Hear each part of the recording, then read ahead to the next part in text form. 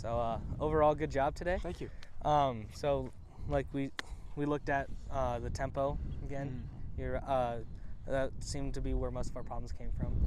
I'd say out on the course, if that's what your miss is, and it's probably the tempo. I say that metronome at 65 to 70 BPMs worked for you. Yeah. It helped with proximity to the hole, and it helped maintain that ball flight and get it out there. So yeah, just make sure we keep squaring that club face, squaring our stance and everything, working on that tempo. The tee drill, I mean, it seems like your landing spots are definitely a lot better, and like seeing it out there, I could tell that you did put in some work with that tee drill, and we did play a little bit of hoot and scoot. I noticed it got a little better. How'd it go with your dad, by the way? Good. I like you talking about this last weekend. Yeah. It went pretty good.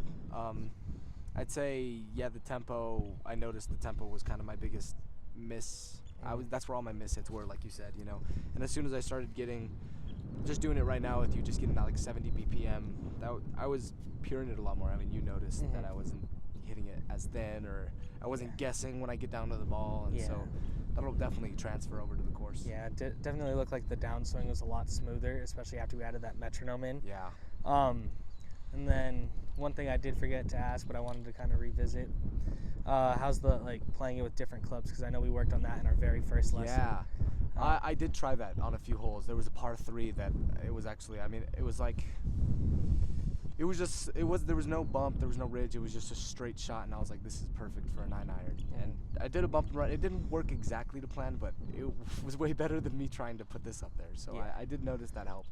Yeah, so I mean, do you have any preferences now with your chipping, or is there anything input that you want to give me feedback? No, I'd say, I did like that when it comes to the longer shots. I guess just maybe when and exactly where to use that 9-iron or that pitching wedge instead of the 56, just so I can, I guess, visualize the rollout, And then of course the tee gets moved when you change the club. Yeah. When it comes to landing zone, so I guess just visualizing that a bit more. But overall, I'd say we've made a lot of progress from the very first week with our chipping drill, and squaring the club face, squaring our stance and stuff like that. And I noticed it translated to the range.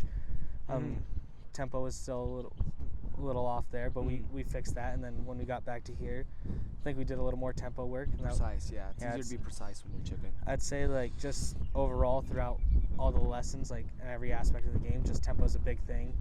Making